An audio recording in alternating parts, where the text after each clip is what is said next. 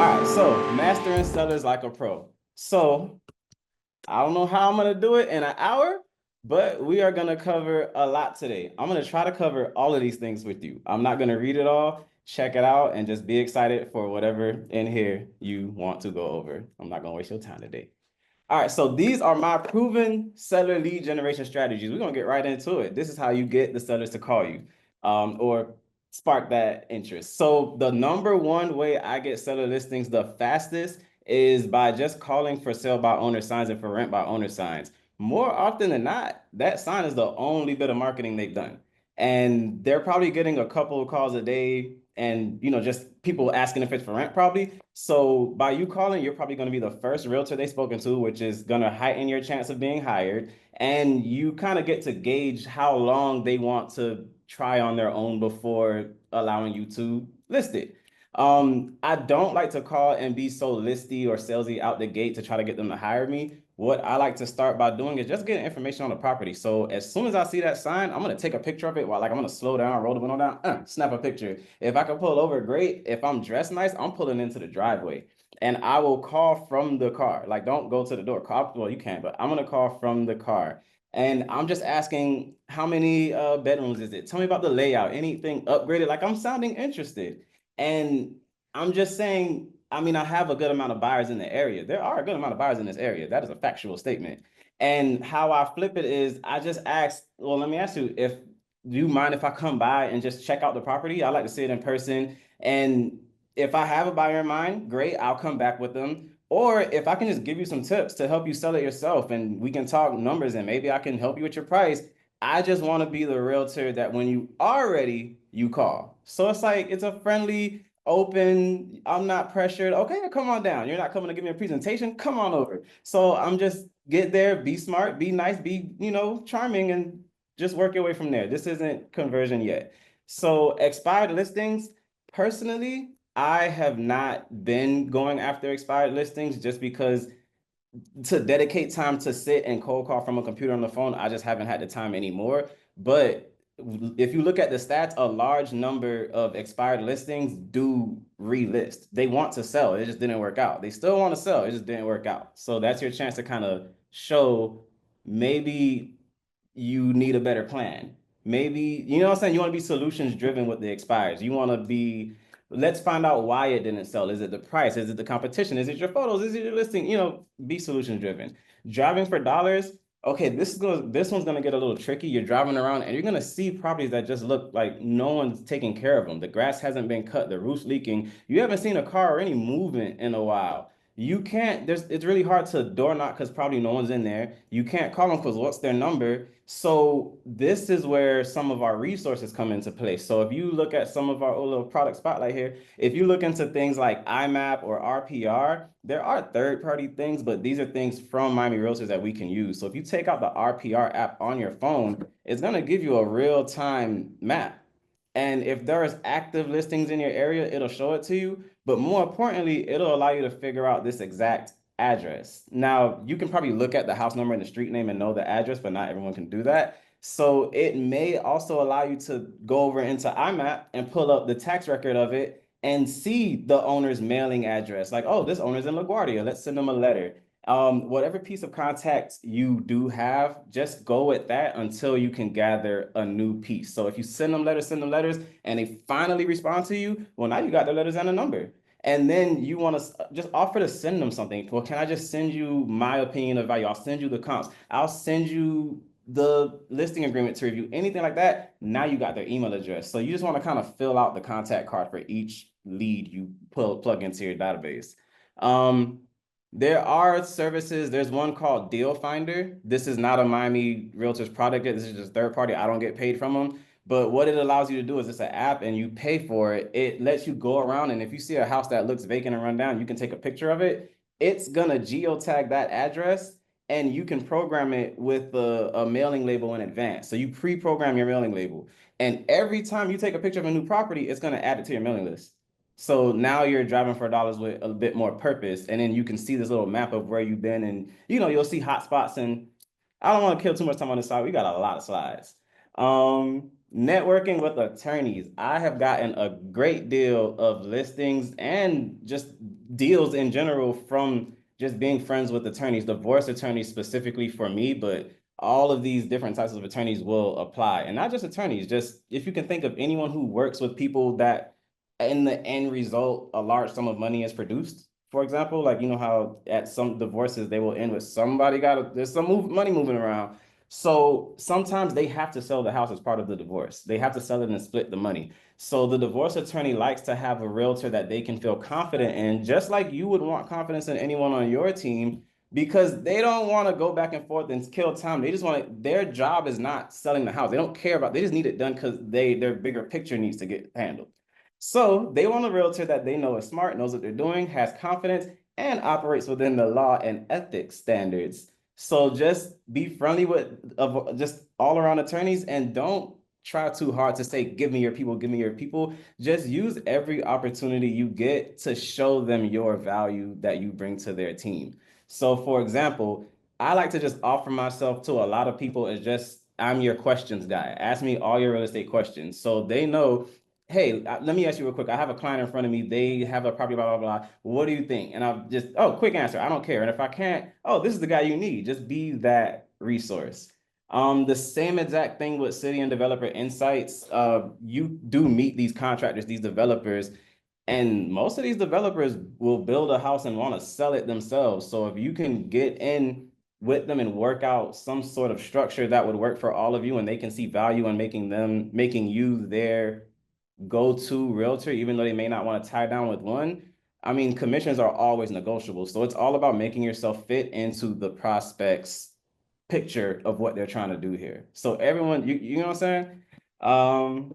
Social media and digital marketing, this for me, I will honestly tell you, I have not been running targeted like paid ads consistently, but I will tell you that I know that I need to be, and it will take my business to the next level. So what I do is I just manually post a lot a day. So I want to say I'm averaging about 2 to 3 reels a day, and then they're syndicated to YouTube, they're syndicated to TikTok and all that. You can use a scheduler and syndicator. I use Planoly, Planoly, and that allows you to upload all your images and reels, and it'll just share it to all your social medias at one time. You can just schedule it once a month and once a week, or get your VA to do it. But definitely constant educational content is going to build credibility. And it's not just like pictures and videos on Facebook and Instagram. This is things like if you have a website, which I highly suggest you create one, start a blog. And a blog, that's just you writing, imagine like a real estate journal of interesting things you just want to talk about. So my blog is, I will just, Lehigh Acres, interesting new developments, problems in property management. I'm just filling out just random bits of educational frequently asked questions out there, because understanding how the internet works is it's all a search engine. So when people are searching their real estate problems, their real estate questions, the things they want to know about, you're more likely to be the source of their answer. Because the way Google works is it's going to look for a sentence that kind of matches what they're asking and say, this website has it. So you want to keep pumping in your niche market. Don't just put randomness. You got to figure out what's interesting to you. Maybe you like local coffee shops and you can go around picking coffee shops in every city. Maybe your thing is new construction, whatever it is, start a blog about it. It's very easy, and you can leverage AI to get this done in scale. So not to say tell your ChatGPT, hey, write me a blog, that's plagiarism. But what I'm saying is you can just draft it and put it into an AI system to read it and structure it to a SEO standard. So that's what you're going to tell it. I want you to take this draft and restructure it into an SEO optimized blog for my business with the goal of generating people wanting to work with me because they see how knowledgeable I am. Be very specific when you talk to your chat GPTs. Sorry, sounds like my building door. All right, let's roll. All right, now you got the listing from however you got it. Here is how how I get the listing going. So I meet the seller and I tour the property with them. I ask them to show me around. Show me around the property. Let me know what you've done. Let me know what needs to get done. I just want to like get a feel for it as if I was a buyer, because that's really what you're pushing. So how do you, get in the shoes? So as I'm going around, I'm asking them, hey, that picture right there, could you take that down? Because when we're going to take picture, that thing's leaking. Like, would you fix that? I think there's another slide on this. I hate to like shuffle the order, but I just want to make sure I cover these important probing questions I'm asking going through the property. If you see something that's really broken and like that's a big deal, I like to ask, have you ever gotten an estimate on that? Like, do you know what it is or cost to fix that? And I would ask for a copy of it. More often than not, it's something so minor because when you get this property under contract and do inspection, they're probably gonna ask for like $5,000 to $30,000, no matter what's on there. So it's just nice to know exactly what your problems do cost to solve, so you can tell the seller, well, look, would you rather just fix it now? Because if we give them a credit, yes, it's not gonna come out of your pocket, but that's a pretty big, chunk of money that you would have had. Where are we here? Okay, so I like to run the CMA. I like to do my comps with the clients just because they're always going to have their opinion. And I'm going to explain where I'm coming from with value as much as I can or want. But unless we sit there together and they can show me where they're coming from as far as why they think they should get 800,000, and I can show them where I'm coming from as to why no one in this circumference of Earth has ever paid 800,000 for anything like this, and just show them, here's what I'm doing. I'm showing them how I'm valuing the property and the intensity and the depth in which I go to get the most accurate valuation. So they're watching me not only look through listings, but I'm looking at the pictures. I want to see the quality of it. I want to see how much upgrading needs to get done. I want to see the days on market because that's a trend. That's a stat. So I'm showing them, look, in your area, the average marketing time, these properties on average are selling in around 60 days. And that's with the purchase price around this amount for this condition. It's a scale. You can't, you know what I'm saying? It's a lot to this. I highly suggest you try to get your pricing strategy advisor designation. Get designations. Um, where was I? Yes. The comparables. So when I can explain it to them better, that way they can see. You want to put yourself in the mind of a buyer. The best thing you can do to be a better listing agent is work with buyers and tenants because it puts you on the other side of just what that perspective of looking at houses is like, what pain points you have, what annoys you, and just negotiating. You have to have both sides of the spectrum because you're going to have a hard time understanding why they're doing what they're doing. So working with buyers and tenants, you understand, well, if I'm getting a lot of showings but no offers, it sounds like there's another property out there that they're like, it's not even worth trying to negotiate this one when that one's already cheaper. So little things like that matters. We'll do a 102 version of this class, so I'm not like spending 20 minutes per slide. Check zoning codes. Oh, yeah, we said that. Okay, fine. So check pricing trends. What I'm saying there is don't just look at the solds. I know that's what's most important, but if you're in a market with a lot of activity, look at the actives as well. Because if you have a 800 square foot 2-1 on the third floor, but there's 7 other 800 square foot 2-1s on the third floor and you're all facing the lake, then it's very hard for a buyer or a tenant to pick which one they want. So now it's going to come into all the other factors. And then you got to remember, people get tired. So there's also moments where it's like, well, I'm going to this building to look at properties. I'm not trying to look at every single property in this community. I'm going to pick my top 3 or 5. So what's your listing doing to stand out? So to stay ahead of that, you want to constantly reassess the market to see what's new, what's changed, what's went under contract, and try to get an idea of like why, so you can reciprocate. It's also important to note when you have the most expensive listing in the market versus the most lowest price, the cheapest listing on the market. Like, do you want that title? Can you handle that title? A lot comes with that title. The biggest, most expensive listing on the market has to look like it. Otherwise, why even go see it? They're not thinking offers. They're thinking, I'd rather make an offer on that one. It's more realistic. I like to check zoning codes. I actually had to go for my commercial certificate. I'm not done yet, but I had to get my commercial certificate training underway to even learn about zoning codes, highest and best use. I'm working my hardest to kind of bust that divide where commercial realtors want to keep their info on this side and residential. Like, our license allows us to do both. So if you do find yourself in the position to work a commercial deal with supervision of an experienced commercial agent, and provided you took some commercial education to know what you're doing in the first place, then there's no reason you can't just expand your knowledge base, even if it's something you're not trying to do. In other words, if you have no intent on selling commercial properties, I still advise you to look into the Commercial Miami Realtors page and just see what classes might help you sell residential properties better. Because when we value these properties, highest and best use is a huge factor. How do you determine highest and best use if you only know about the residential uses? So it's important to know what a zoning code looks like. How do you know density? How do you know about all of this? Because when you sit with your sellers and explain all this, well, they're like, well, I never had a realtor explain any of that before, so you're my guy or you're my girl. However you want to word it. You're mine. You're my person. You're my realtor. Let's do this. Um, Compare similar homes in the same area, floor plan, and condition. That is to make sure you're using the most specifically similar comps as possible. It can be within 1 mile, but still be a completely different situation. For example, I have a single family house that's just on and off the market because people don't understand the valuation because the comparables they're bringing to my attention are across the street in the homeowners association, and the houses are framed, and it's just a lot to it. While I'm the similar square footage and layout, well, my house is concrete block construction. I don't have an association fee. I can paint this thing purple if the city lets me. So it's a whole different situation. So would you really compare this property to this property if a buyer could choose either? Because that association fee is definitely going to take your value, like the assumed valuation. If the house costs 500, what am I having? If the house costs 500,000, but there's a $500 a month association fee, are you really looking at that as the same as if my house was 500,000 with no association fee? Especially with a mortgage, that matters.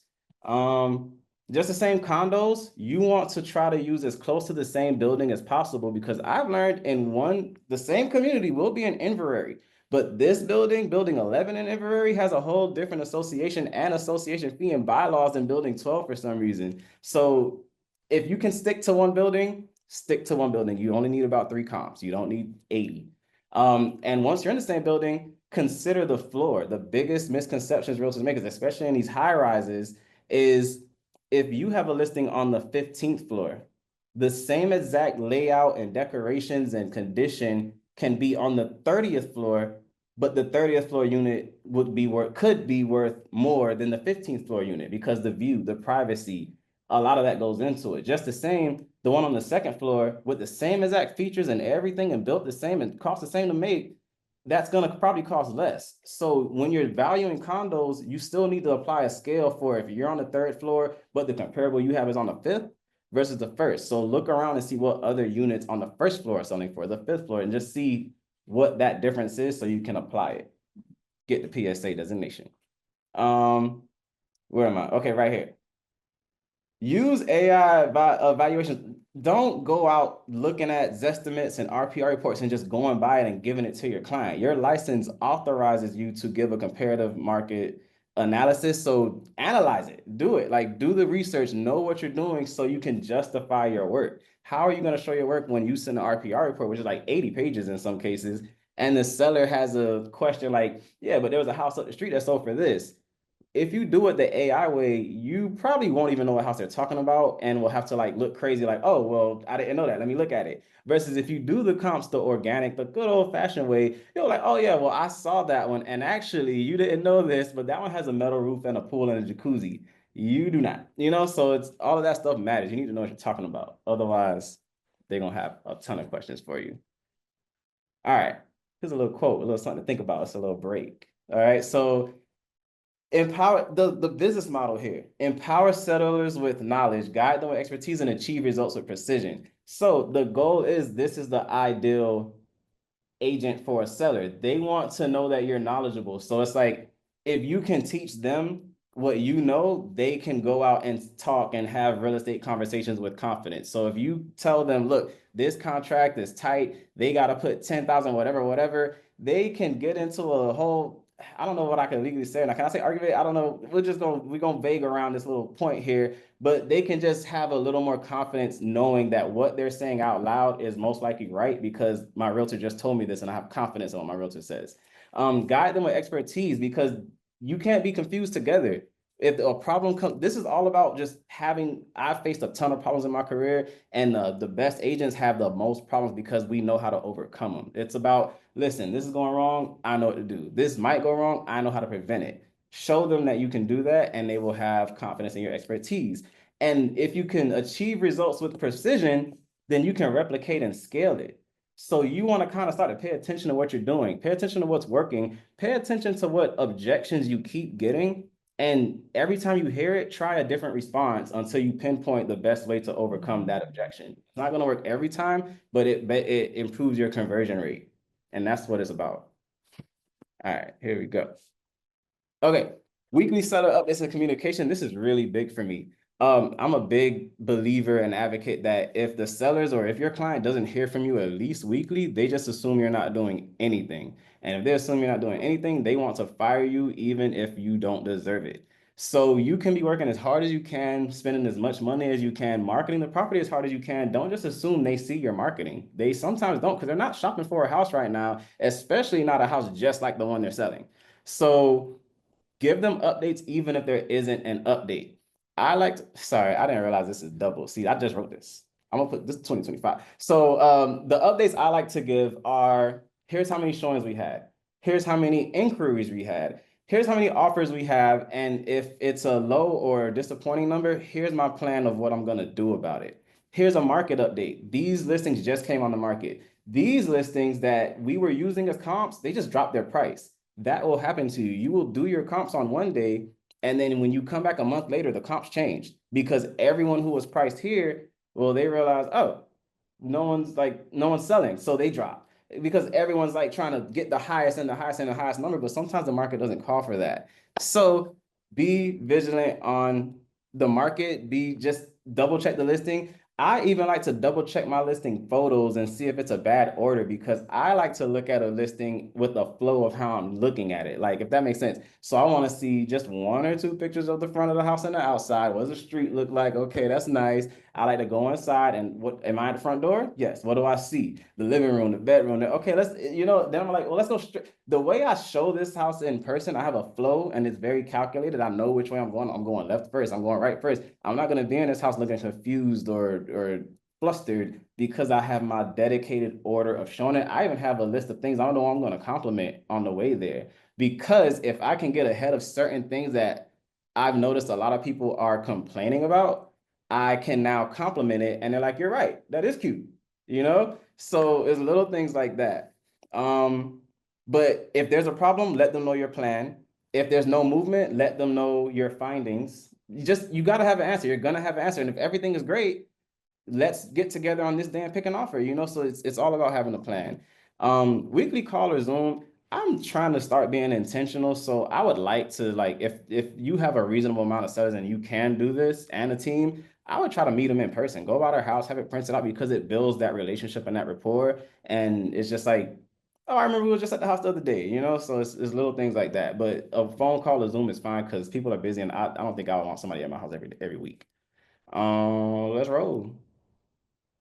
Okay, so this is something new I'm starting to do. I used to just do straight up lock boxes, and it's all about just raising, increasing my like hourly dollar. But I found value in having my team show all of our listings in person, unless it's like a tricky situation. Like we have a listing in Pensacola, we'd have to activate someone up there for that. We have a condo that's rented, so the tenant doesn't really like to be bothered like that. So we have to figure all of these things out. But if we are able to, especially if it's vacant, we honestly, especially if it's our owner occupied, really, especially if it's owner occupied, we want to show them in person because what I have realized is the owner occupied listing, sometimes you can't just assume that owner is going to show that property right. Sometimes the owners are super duper gooper pushy. Sometimes they will just say anything. Sometimes they will just straight up lie to people because they don't have a license or ethical standards to uphold. Or sometimes they're just awkward around people and just make them uncomfortable. Some owners will follow you around the house. I've had an owner at a 12 o'clock noon showing because he worked overnight. Every single light was off and every single window was closed. So I'm trying to figure out why they didn't send an offer. When I got feedback from that buyer, they said, well, the house was really dark. They didn't like how dark it was. This house was full of windows and lights. It makes no sense for you to say it's dark. But because they didn't see it that way, that they're not going to drive all the way back over there for that. So what I do is whenever I'm showing a house to a buyer, tenant, seller, whatever, I open every single window and turn on every single light because it's bright, it's bigger, it's just it's more inviting. Honestly, some I used to carry around a broom in the trunk, or I'll just like sacrifice my shoes. Like I'm gonna do whatever I can to make the property a little more appealing before showing it. Oh, another little pro tip is when you get a new listing and there's like missing outlet covers and light switch covers and stuff, they're like $1. I'll just get a couple, get a little screwdriver and just put them in yourself. It shows the seller like you take pride, and that's like a $10 thing. But most things I would ask them to do, like ask them, can you have it professionally cleaned? Like if a tenant just moved out, can we get rid of this stuff? Because it's kind of not safe. We'll probably get there, but just in case, I don't want to forget, that's important. Um, I ain't gonna read the slide. Let me read it, make sure I'm not forgetting anything. Increased conversion rate, yup. Allows for instant feedback, yup. Guide buyers through key fit, sure does. Showcase of home, it sure does. All right, let's roll. All right. Understanding market activity and competition. So this is what I was getting at. Okay, so I actually had this written out. It's gone. I believe I remember it though. So when you're doing your comps, you don't really need to remember this. This is just a scale to help you visualize what's going on here. So there is a condition system. So let's say a C1, that's a brand new house. Just built it, no one's lived in it. A C2, we'll call that 2 to 3 years old. It's updated, it's renovated. You don't really need to do anything if you just want to paint. A C3, that is going to be okay. There's some minor deferred maintenance. Like it's nice, I can live here, but I would like to upgrade this kitchen. I would like to get rid of this carpet. A C4, you need a renovation. Like you're getting there, you want to update it. You can still live there, but you want to update it. This is not updated. The walls are green. You got that pink tile in the bathroom.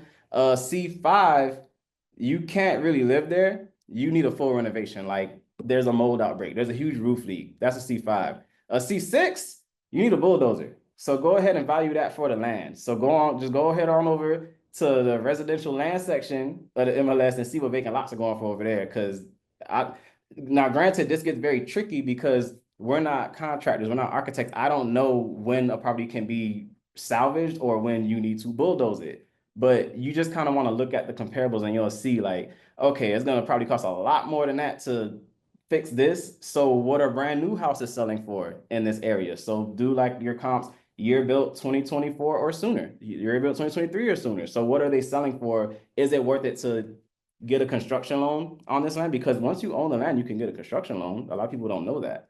But I believe the land itself, you have to finance. But some builders will purchase. That's not what this guy's about. That's not what this guy's about. Kevin, keep me on track. All right. So a big thing I like to do when I have listings, whether it's 1 listing, 5 listings, 10 listings, if they're active, do as many open houses as you can. Take advantage because especially with the new antitrust changes and just all the changes, it's a bit harder to directly get in contact with buyers and show them houses. So because you have a listing, you get to go down there once a week, every Saturday or whatever it is, and set up a crap ton of open house signs, and buyers will come to you and say, hey, I'm a buyer. And then you're like, yes, you are, come on in. If I want to host an open house on a listing that's not mine or my brokerage, I'd have to have them sign paperwork before they even come in to see it, which already kind of decreases my chances of getting that person to want to work with me or just have a pleasant experience. Not to say anything negative about it. It's just you want to go the most optimized way. And this might be your last listing. You don't know when you're getting a listing after this. So while you have it, right away.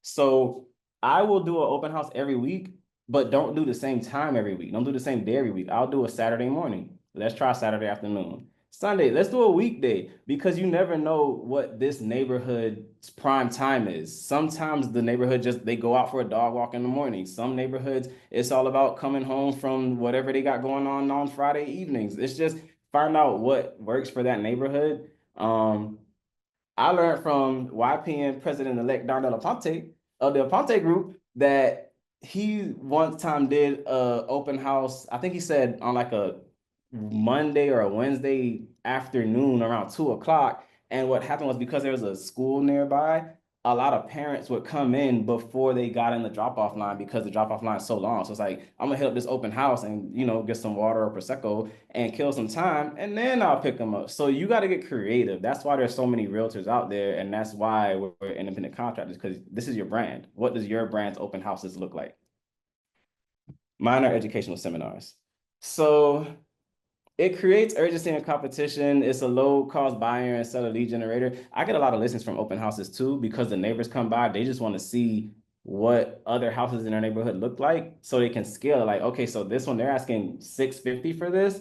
Well, I think my house is nicer than this. And then you just enjoy the conversation with them. Like, okay, well, do you like, let's walk over there right now. I got my computer. Let's go. We'll compare it together. And then we do the comps together, because that's the business plan. I don't know why comps are secret. They're not secretive. Look, come on, look at these comps. You engage with visitors in the neighborhood. I like to, like I said, if they're coming in from the street, look at this house, I'm going to show it to you. If they're coming in from the neighborhood, I'm going to show it to you. You're going to have a little better time, because, like, I want you to come back next week too. I want you to keep coming every time you see these flags go up. And just leave them with something of value. Don't just talk about the house. That's boring. Don't just show them around the house. And when you show them around the house, don't just be like, this is the bathroom, this is the kitchen. My rule for showing properties is to complement something in each room. So don't say this is the bathroom. Say what you like about the bathroom. It goes better. It's a more pleasant experience, and you're probably going to distract them from whatever they were looking for to not like, because they'll go in and look around for something to not like. But if you give them a compliment, you got ahead of it. Damn. Okay, when you're setting up your open house, these are important things, and don't do it the day before the last minute. If you schedule your open house on MLS, just hit add, edit, schedule open houses, and you have to hit, I think, what is it, activate? There's one last button you got to hit. Just make sure you hit it, because you will set it up and hit save, and it still won't syndicate. So hit active, and it's going to put it on Zillow, all these real estate websites, and people who won't see your signs will still know that you have an open house that day. Brokerages who make it a point to look for open houses to attend, maybe even your brokerage who wants to advertise their open houses, they'll see that scheduled and they'll, push for it. I like to send a little letter. I don't think I've done it recently, but send a letter to the neighbors, let them know, hey, there's an open house coming. But in my case, it's an educational seminar. So come on to this house and learn about estate planning. And by the way, this house is for sale if you want it. And just spark conversation. It's all about just getting people to come so you can spark the conversation and get them to like you. And capture contact info and follow up. How you capture the contact info, we got to make sure we're compliant. I'm not a lawyer. I wish Ethan was here. I would have put a nice antitrust policy right here, and she would have been here to shut me down if I'm saying something I shouldn't say. But hold on, let me look at this next slide before I give you this tip, because I don't want to give you this tip if I had like a great reveal. I ain't had a great reveal. We good. You're gonna get this tip. So the way I best capture contact info is to have something of value to give them in exchange. So if you come to my open houses, I mean, we just started doing the educational seminar concept, but if you come to my open houses, we're probably just gonna have no papers, just nothing, just some water, because I know you're probably thirsty if you're walking, but there's no papers. If you, after the tour, because I'm walking you through in a specific order, towards the end of the tour, I'm ending it before you get to the end of this tour, because once you're at the end, you can run off. On the way, I'm saying, yeah, and if you want, I'll send you a copy of the listing. I can text it to you. I can send you, I got a YouTube video tour, because I'm doing a YouTube video tour for every single listing. I can send you, I got my video tour. I'm going to text it to you. What's your number? I'm going to text it to you. And then I was like, oh, you want me to send you the tax roll too? I can send you the tax. What's your email? I'm going to email you the tax roll. Or do you want, if you want, I know you're not interested now, but I can email you just market updates. I'm already doing the research weekly. So when I do my market research again, do you want me to send it to you? What's your email? I got you. Is it okay if I text you? You're covering. So find a way to find out what you got to do and ask them to be compliant, and find the best way to put it into your own words so it comes out right and you can reduce the objections you get. It took me from 2013 to now and getting objected and shut down to figure out how to word certain things. We'll do a overcoming objection class later. Let's roll. Okay. Effective yard signs. So yard signs are another really big thing. Okay, let's just pause real quick. So this is all systemized. This is all thought out. The reason you want a yard sign on every listing you can is not just to show your face. You're leveraging your listings to market to get more deals. This is a marketing strategy. You can do that, or you can pay for leads, you can cold call, whatever it is.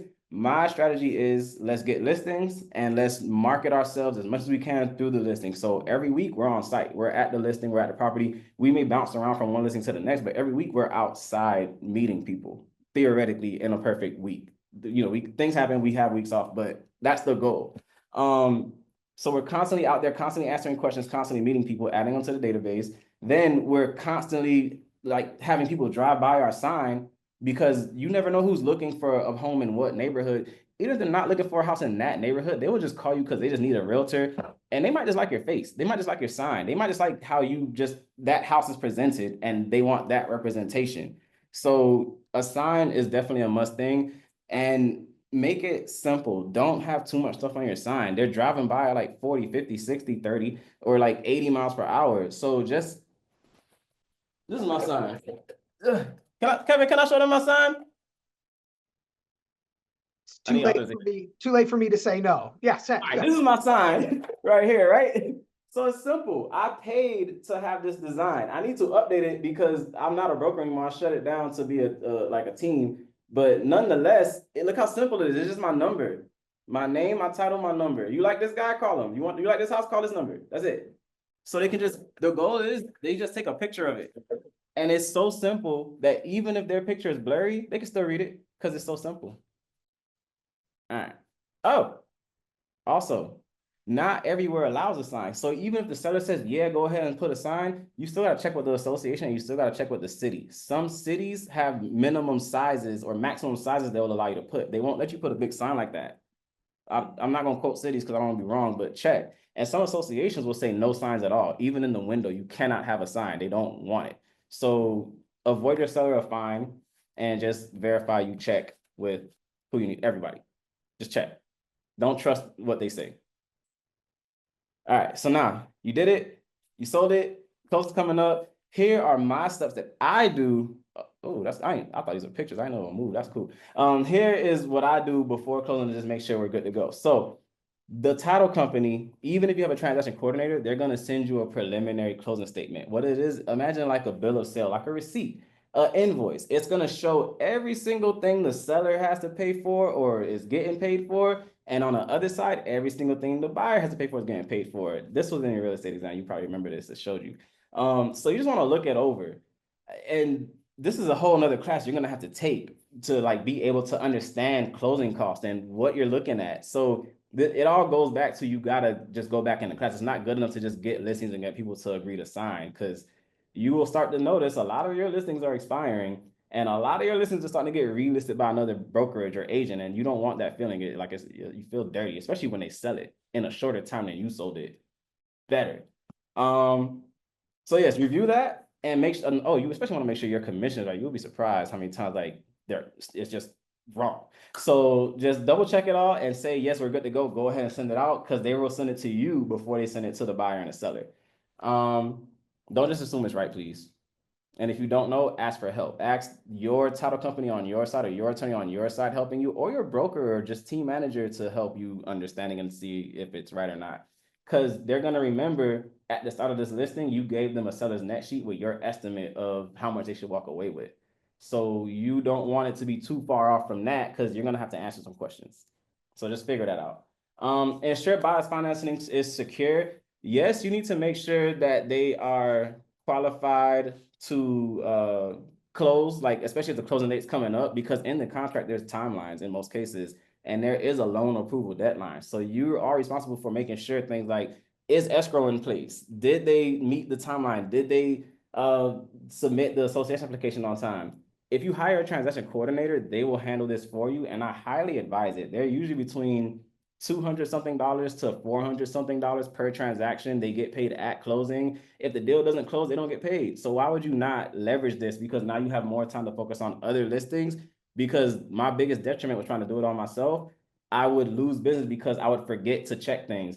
I've had a deal, the buyer never showed up to closing, and I'm like, oh, no, you didn't. We're going after your escrow deposit. He never made escrow. So I'm yelling at the title company, how y'all let him not make escrow? He's like, well, you were supposed to make sure they made escrow as the listing agent. And I was like, oh.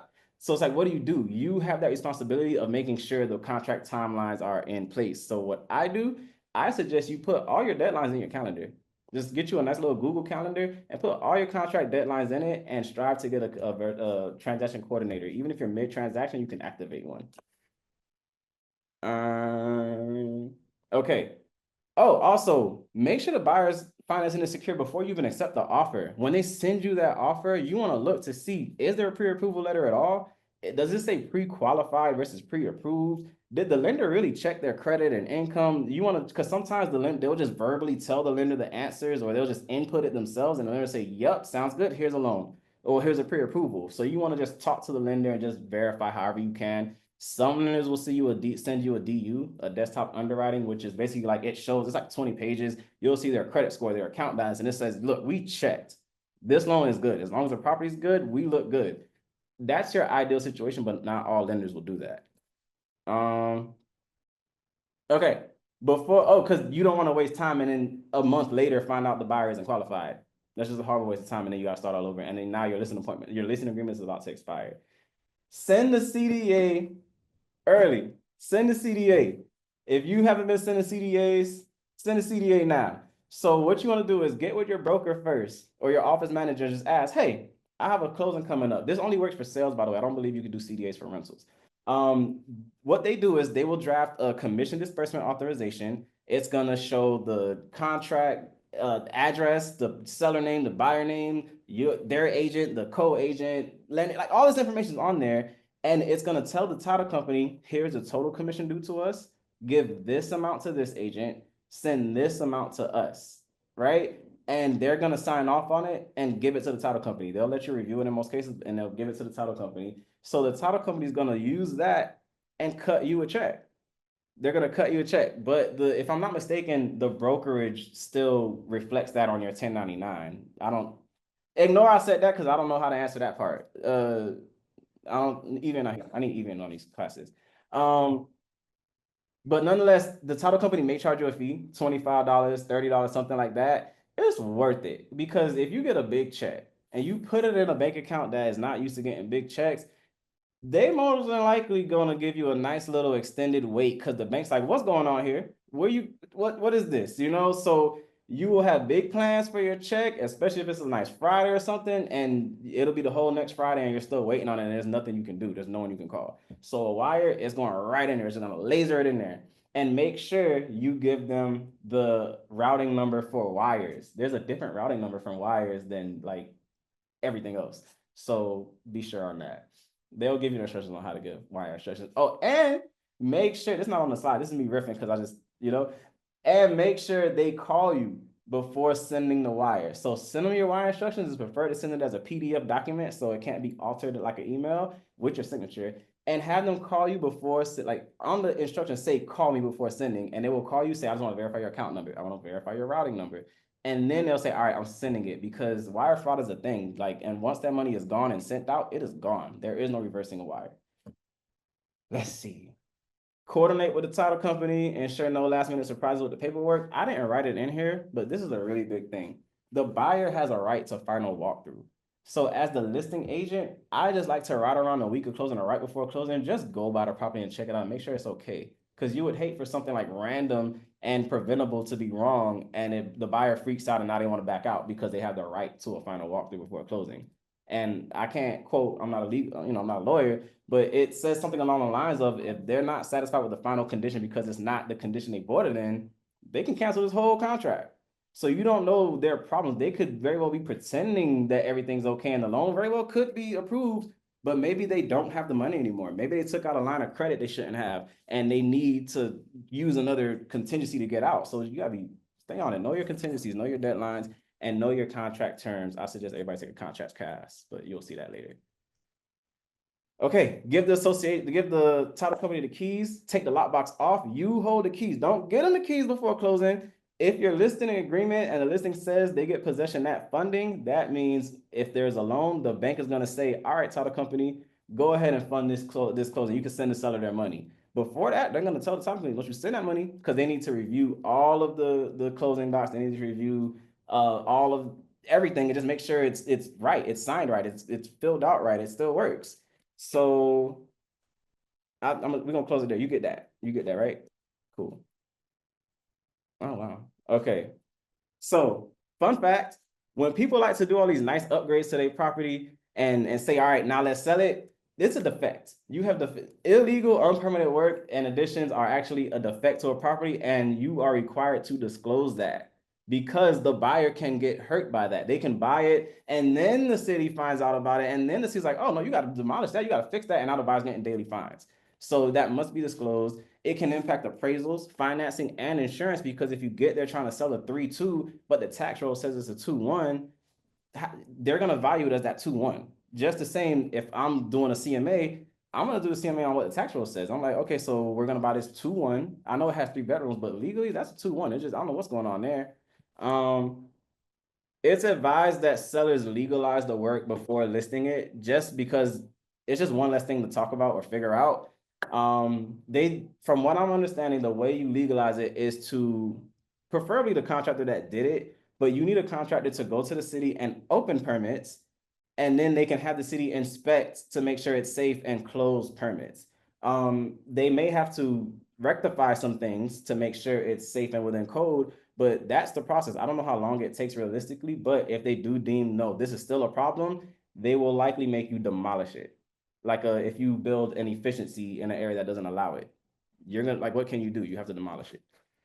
Also, don't just assume you can do it. Like, don't just assume you can get a water meter on things, because I had an efficiency that they thought they could get a water meter on, but they couldn't because the city says, no, that's a shed. So know these things. Consult with a real estate attorney for best practices if they insist on selling the property with the illegal addition or work, because it just, you don't want that liability. It's like, why didn't you tell me?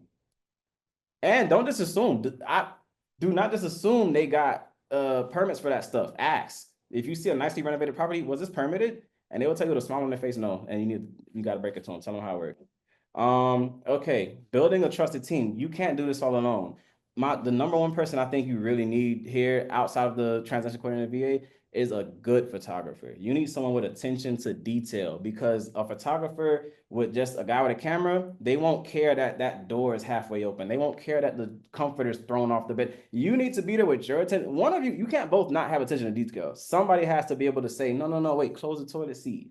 There's etiquette to listing photos, so look that up. Like, I like to have a little bit of the roof in my pictures, a little bit of ceiling, a little bit of ceiling fan. Like, all that matters to me. I'll talk to you about the transaction coordinator VA. All right, that's right. We're almost done here.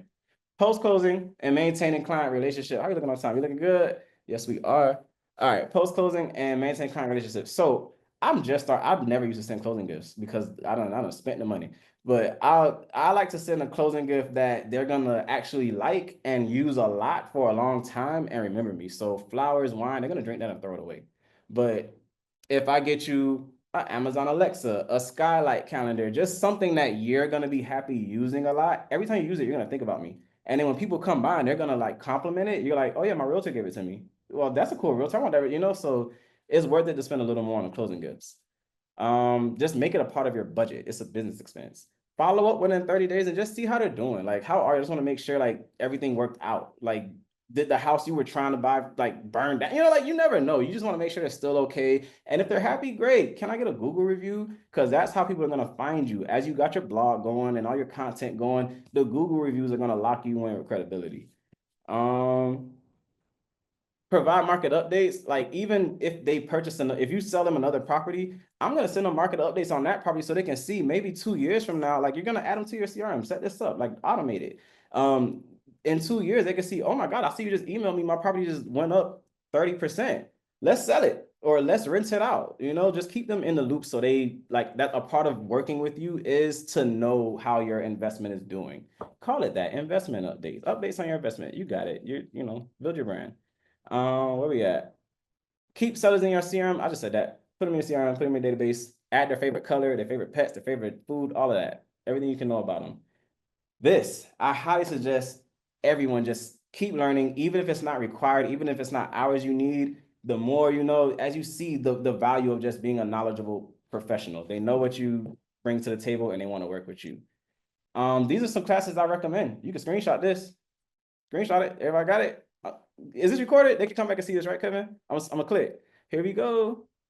All right, how to keep learning with no expensive courses, because I know some of these, the credits, they cost money. You got to drive over there, you got to pay to park. So just following top coaches on Instagram, you can see the little tidbits of information that matters. It counts. It adds up. The Real Estate Podcast, YouTube training. Follow me on YouTube, the Investor Property Guru Solutions Group, and I do this. I do this. Attend free or low cost webinars, seminars. Be out there. Get out there and be somebody. Final takeaways. You got it. I don't gotta. This is me. I'm big business. Okay, it's big business over here. And let's stay in touch. Contact me. I appreciate your time. We right on time, 159. Kevin, Yeah, 159. Khalid, you did great. Don't forget about the quiz we created. Was I supposed to have that? Because I don't have No, it. no, I got it. All right, Kevin got a quiz. I sent him the questions though. I did this. Yeah, I'll take over. We got time. Let's do it. Woo! All right, cool. So yeah, hey everybody, thank you so much for hanging around. This concludes the class, but if you want to do a quick review, we have a quiz that we can do with you right now. This is the first time we're doing it on a YPN class, but we hope to have more interactive sort of things like this in the future. So let me go ahead and pull it up. I'm gonna take over, Khalid. I'm gonna take over the screen again. Let's be innovative. Yeah, so let me see if I can drag that over. Yeah, I can. Okay. Share. All right, let's see. Okay, wait. So yeah, I got one more thing I gotta do. Believe in yourself. Hey, see, you think you're ready, but you don't be ready. Right. Okay, so yeah, if you want to play this game, just scan the QR code that's on the screen. I'm gonna play myself. It's gonna be so sad and funny if I'm not like number one. You know what I'm saying? And Khalid's score doesn't count. Let's make this perfectly clear. All right. You know what? You're right. I won't play because I don't want to push nobody down a number when they deserve that number. Right. Right. Yeah, No. Khalid, you wrote the quiz, man. You can't be taking this quiz. That's cheating. That's cheating. Okay, you're right. All right, we'll give it a few more minutes. Oh, by the way, if you win, if you're a lady, you'll get a purse hanger. Okay. If you're male, you get a sweet money clip. All you got to do is stop by Miami HQ to get it in your spare time. Just ask for Kevin Porcelli, and I'll hook you up with the prize. This is a nice. You're only getting 4 players playing for real. Let me play. Let me play. Right. Get in there, coach. Get it all wrong though. Don't be rigging the game. I need a camera. Dang, one person fell out because we were waiting too long. I'll replace them. No worry. All right, that's right. All right, I'm gonna give it 10 more seconds. Here we go. Hell yeah, we finally getting some people in here. Big business. Let's play. Big business. Big business. All right, we got 7. Beautiful. 10, 9, 8, 7. Anybody scream if you're trying to get on. Nah, we're going. Ready? Go. All right, here we go. All right, so fastest answer wins, right?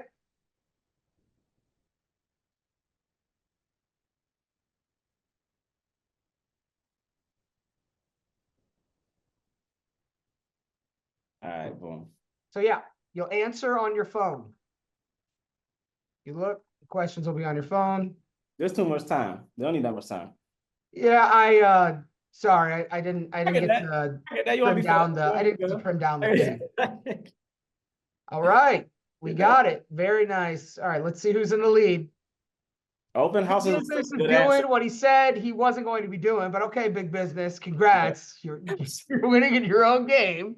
They gotta try harder. They gotta try harder, yeah. All right, next question.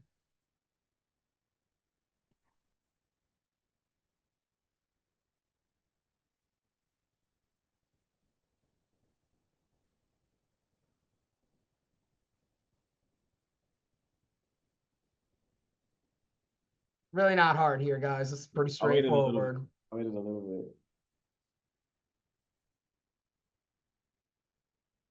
Here we go. Very nice. Let's see who's in the lead. Oh, JC taking out the master. Love to see it. Love to see it. Okay, come on, Zoro. Come on. That's pretty wild. I don't know how this whole call thing goes, but something to look into in the future. I don't know what that is. Okay, next question. It probably brings them in like us as a celebratory situation. I guess so. The winner like could like give a shout out and people give them all their referrals. Yeah, you know what? We're gonna try the feature out. Yeah, let's be innovative. Let's be innovative. Oh, Oh, nice. Khalid was too close slow it there. in. He's definitely gonna lose points for that blunder. Let's Mm. put let's put big business last, everybody. I got it. I mean, Price too high. Heck yeah. Let's see if JC can maintain his lead.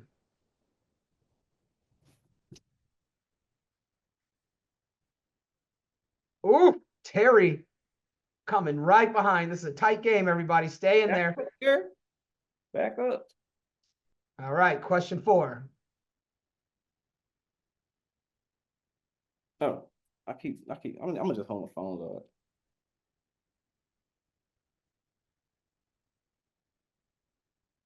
You know, I let this slide. I feel bad. I feel like I should give y'all the answer. I'm gonna get an answer after this.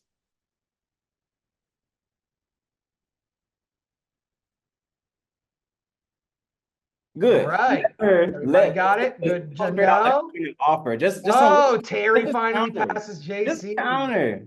You never know Wow. what's going to come up. Counter. Counter every offer. Just say, All look, can I right. just email them list price? Just let me counter. Don't let them go. Here's the rankings, everybody. Okay, next question.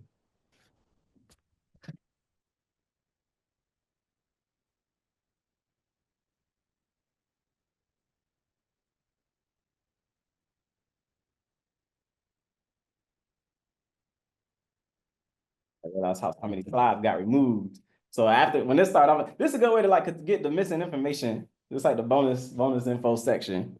Yeah. Okay, so sometimes you'll have a seller get the first offer within like as soon as you put on the market and they freak out. They're like, let's take it. But sometimes you just want to wait because what if like 3 more offers come in an hour? If you get a lot of offers, you might be priced too low. If you showed it and it takes a week and you get your first offer and they're like, I don't want to take the first offer, maybe come on, like you might not. This is like your first time seeing them, but that might be their 18th house they've seen. That might be their fifth offer they didn't get. So think about all of that. So Khalid, if the answer is no, you don't want to take it right away. Like, what's the protocol? Because you have to respond back to the person who offered. So like, do you just I at drag your least feet a saw the little end of bit the till you day. respond? Like, what's really the move there while still ethically in line? So what I do is when I receive an offer, like as soon as I put on the market, I will send it to the seller right away, and I will let the seller know and just reassess their goals. If their goal is sell it as fast as possible, look, are you comfortable knowing we might get a higher one? Because if so, we're good. Give them the option. And if they said I don't know, then just say, look, I like this offer, but I think it's 10 a.m. Let's at least give it till the end of the day. And just everyone that calls me about seeing the property, I say, yes, you can see it, but I mean, we do have an offer. Just so you know, you can show it, but I just want you to know there's a chance by the end of today, it might be under contract. So now I'm using that offer and I'm raising urgency. Fear of loss Cool. is a bigger motivator than opportunity for gain. Awesome. Yeah, that's great elaboration. Thanks, Khalid. Mm-hmm. Oh, JC coming back with a vengeance. All right, Now, JC. Hold on. Hold on. We're halfway there. All right, question 6. Y'all ready? all right.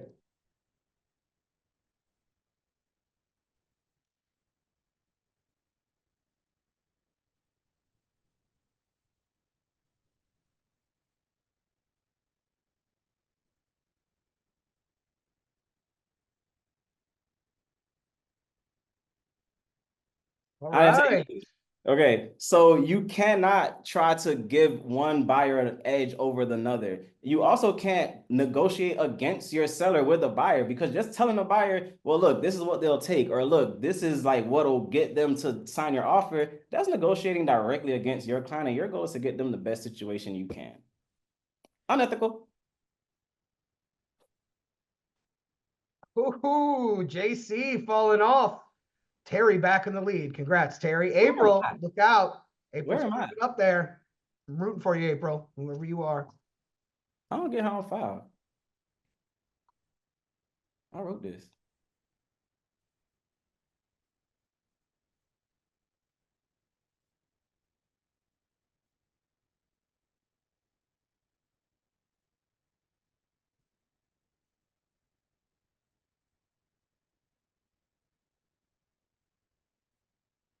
Yep, they gonna prep Yo, it for great you. job, everybody. You just show up with a check. Get a transaction coordinator. Looks Go like Terry. Terry expanded her lead just a little bit. Go Terry. Hasn't got one wrong yet either. Congrats, Terry. Wish I had a trinket to give Terry. She over here somewhere. She out there. Well, just get a money clip from me next time you see me, or a purse hanger, or whatever. I will. Terry, I'm gonna get your gift for you if you win. I do like the money clips. They nice.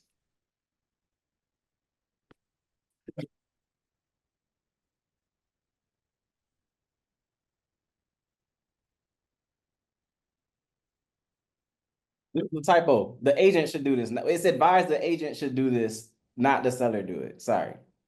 Sorry. I think most people got it. Okay, good. But also, I would let them handle minor repairs because the little, like, if it looks that much better, fun fact about appraisers, their job is to justify value, not determine value. So their job is to say, I agree with this listing price. I think it's too low. I think it's too high. They're like, they won't, you get it. Look it up. All right, Terry. Terry lost a little bit on her lead, but still solidly in the lead. Stand strong. Sorry about that. Next question. 2 more questions left, everybody. Good luck. Here we go.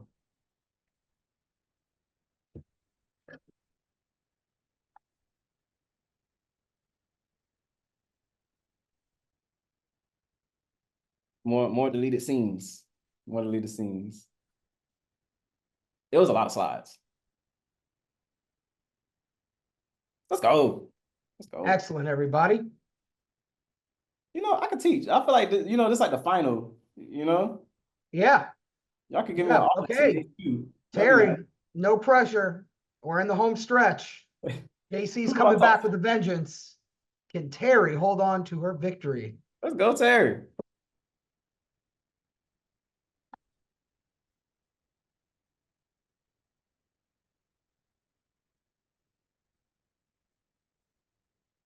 You put this in here? Yeah, you sent it to me. Oh. No one got it. Wow. Nice. Okay. Well, now you know. Which means we have They our got winner. state tax over there. So it sounds like a feeder market to me. They need to come on over. Yeah. Yeah. Oh, it looks like we can't talk to them once they win. Well, that's a bummer. Oh, Terry. Go, Terry. Go, Well, Terry. It's anyways. a nice project we all here, mention and say, so I wish I was on a Zoom call and everybody talked about me. That's nice. Right. And you muted. You muted. Hi, Antonio. My man. Right. Yeah. So Terry, if you have any final words, you can say them right now as you accept your championship. I'd like to thank all the people that made this possible. Yes. Yes. Go, Terry. Go, Terry. And, this is a good day. This is a good day for this. I'm glad we did this. You muted yourself now. I think only one muted. Yeah. Yeah, sorry. I'm still a noob here. With that being said, if anybody has any final questions for Khalid, we'll take those questions now. Otherwise, thank you so much for attending today. We appreciate you. This recording will be sent to everyone next week, along with the registration for our next class next Wednesday. We did the seller side this week. We're doing buyer consultation next week with an incredible brand new leadership board member, Tara Carter. Tara's great. Yep, Tara's a champion in real estate. And guys, please don't forget, I'm going to send you the link again to RE Barcamp. If you like interactive, collaborative education, it is our biggest and most informative event of the year. We'd love to see you at the Easton Rooftop on February 27th. And we do have a pre-bar event this year. We'll be having Realtor Night with the Miami Heat the day before. We'd love to see you at both. I will send you all the links and everything else when I reach out to you for registering for next week's class. Any other questions? RE Barcamp is month 10. Yeah, and hey, Steve, wow, didn't know you were from Oklahoma, man. Thanks for That's joining cool. us. Hey. Appreciate you. And if you had a good experience, tell your friends. We'd love to have more people from Oklahoma join us. And with that, I think we're done, guys. Thank you so much for today. Appreciate you. And go out, though, and get those listings. I'm a YPN leader. Of course, I'm going to be on my laptop. I'm a YPN leader. Of course, I have a full purse. I'm a YPN leader. Of course, I'm eating before I leave. I'm a YPN leader. Of course I'm sneaking out for showing. We're YPN leaders. Of course we're gonna be creating content. I'm a YPN leader. Of course I'm signing up for classes. I'm a YPN leader. Of course I'm Cafecito obsessed. I'm a YPN leader. Of course I'm gonna crash the next happy hour.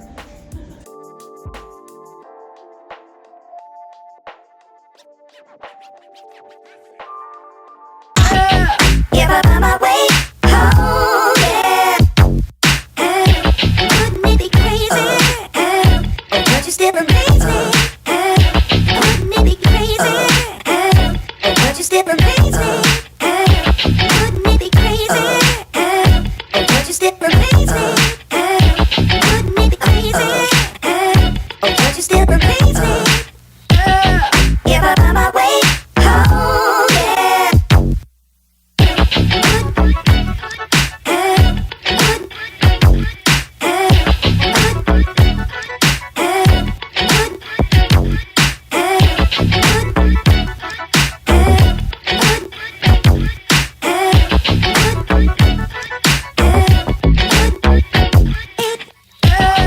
If I find my way home, yeah. Wouldn't it be crazy? Oh, don't you still amaze me? Wouldn't it be crazy? Oh, don't you still amaze me? Wouldn't it be crazy? Oh, don't you still amaze me? Wouldn't it be crazy? Oh, don't you still amaze me?